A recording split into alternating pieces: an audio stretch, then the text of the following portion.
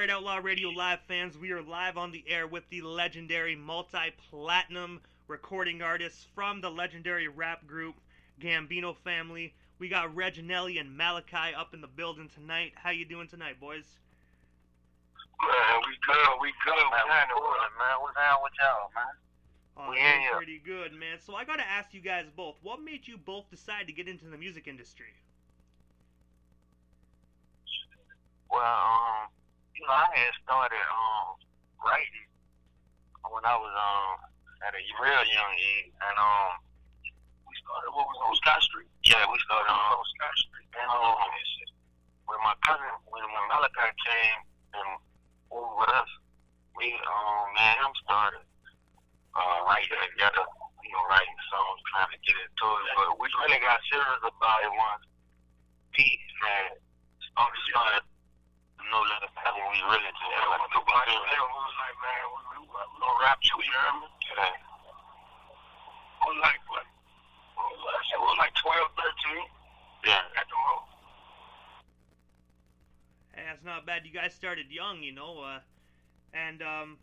you guys also hooked up with a legendary rap artist, Master P. How did you guys get connected with him? That's our cousin, man. Yeah, that's our cousin. We related, so, it wasn't nothing. We seen him before the world knew we was. So, when he came around, he came out for a team summit. He rolled us on the bed and enjoyed it. Yeah, 1 year in team summit in New Orleans, and he had performed. And he had the whole family in the Yeah, and after that, it was on from there. But, my brother got it. He was already with him before us. He was what P wanted. Shout out to Lil Gotti. Free Lil Gotti, man. He on song. He murdered too, Free Mac, man. Free Mac, yeah, man. I agree with that. Free Murder, man. He's such a talented artist, man. He most definitely deserves to get out of those bars, man. He really does. We need to hear another C Murder album. So if anybody's listening that has some higher ups, get him the fuck out, man. Seriously. Yeah, man, that's what's up, man. Leave me alone, man. You had to straight up. So the Gambino family also appears on one of the late great Soulja Slim's releases. What was it like for you both to do work with Slim?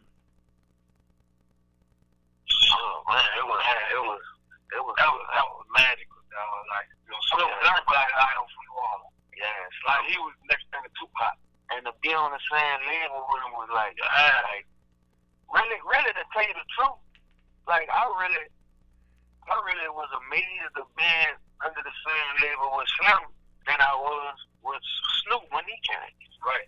Snoop, like, Snoop, Snoop, that's fam. But I'm just saying, like that fit, like be working. People really don't know how great he was working with Slim around him. He made it easy. He made it fun. He was a play. He gonna play all day. Yeah, and he told me, he make all his beats. He implemented in his head, and he told me how to make the beat exactly to whatever rap he wrote it to. And he was a real good artist. And that was one of my questions on my list, Snoop Dogg. But since we're already on that topic, I'm gonna ask this. One of my personal favorite songs off the Gambino family album is Studio B with Snoop Dogg. One of my absolute favorites. Yeah. I love that. That's my joint, man. And I have to ask, again, what was it like working with Snoop Dogg, and how did that collaboration on that record come to be? That came about. We was like more in-house. Yeah. So we have feature other artists that are in the label always feature on there. And I think Snoop that was the last song that we had to get done to the album. He was really coming up there, I think, because we stayed in the Gates. All I say, he had what the Gates City place, that was apartment complex, townhouse. Yeah. Everybody from No Limit was in there, and like Snoop stayed a building over from us. You know what I'm saying? So it was like everything was in-house. Like we seen each other on a regular. But working with Snoop was like the same as working with Slim, but I guess we was around Slim more than Snoop. we were seeing each other on a daily, like, you know. But, man, working with Snoop, it was like, you know, Snoop, one of the biggest artists in the world. Right. That been out under, that work with Pac, and people like Pac, and under, you know, another high label, that rope. You know, so that was like Snoop been around a while. Yeah, that was something to see, to be working with Snoop and being on the same label as Snoop too. So, and speaking of on the label, the Gambino family's debut album entitled Ghetto Organized was released on October 20th, 1998. How did that iconic record come to be, and how do you feel knowing that album is multi-platinum?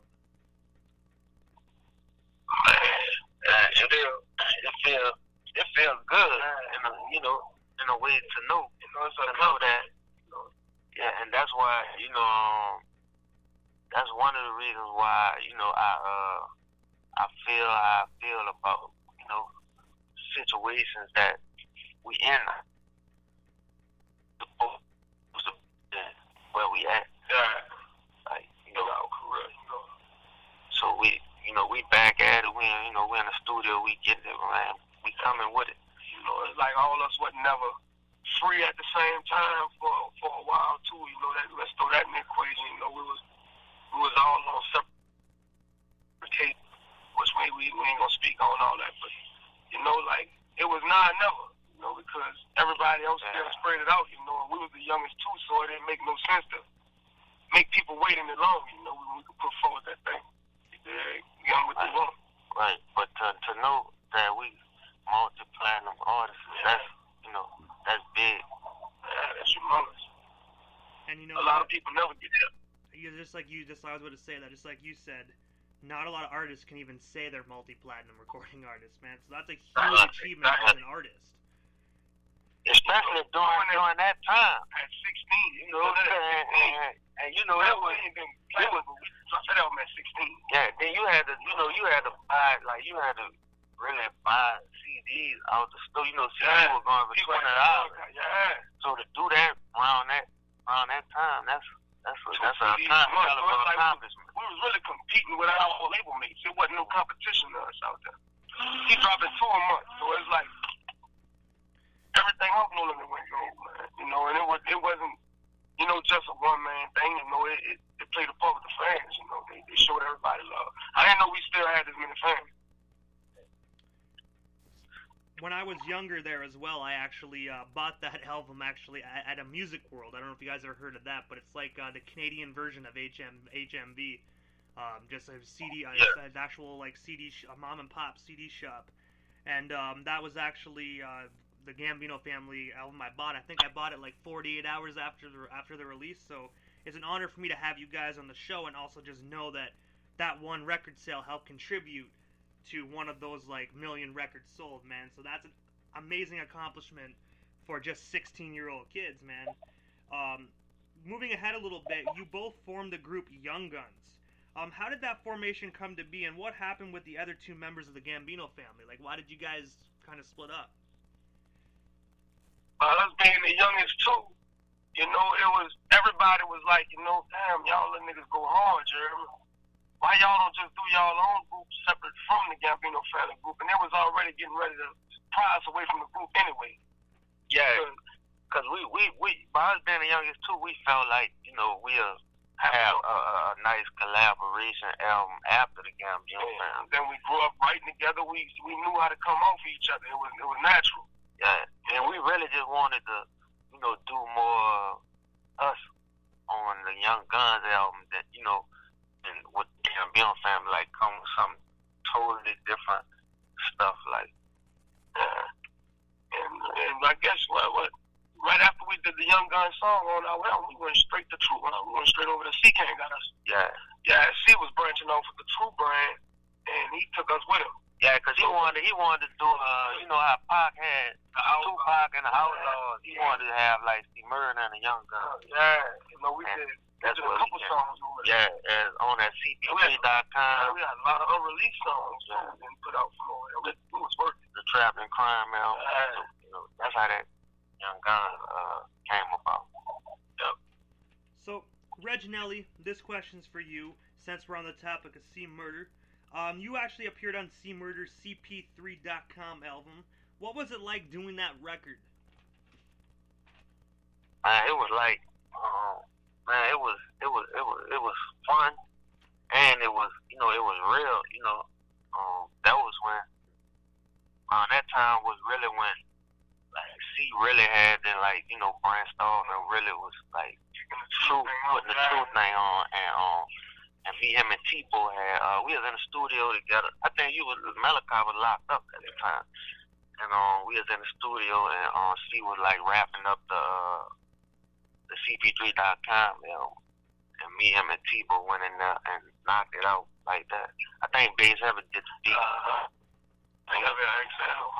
Yeah, and we had knocked that out, and the song wound up being like one of the hottest songs on there. Wow, I was sick. I ain't lying. I like, I can't believe I missed that stuff. Yeah, I think the name of the song was "Don't Make Me." So, Malachi, this question is for you, man. You also appeared on, obviously, some of C Murder's work as well. True Dogs and Screamin' for Vengeance. What was it like doing those records with him? Oh, man, it was phenomenal. It's like I had just came home, and I think he had picked me up. He was going through his little stuff too at the moment, but he picked me up and we started doing the songs together. Like hit and miss. We wasn't even much around each other on a regular. It's like he'll come in the studio, do it. He'll call me. I'll go over there. He'll be gone. But I worked with him my whole life, so it's always magical. It's like working with Slim or Snoop, working with C. So I have to ask this one, Reginelli. This is back to you. You have a new record out called Life After No Limit Reloaded. What's the story behind that record, and where can our listeners grab ourselves a copy?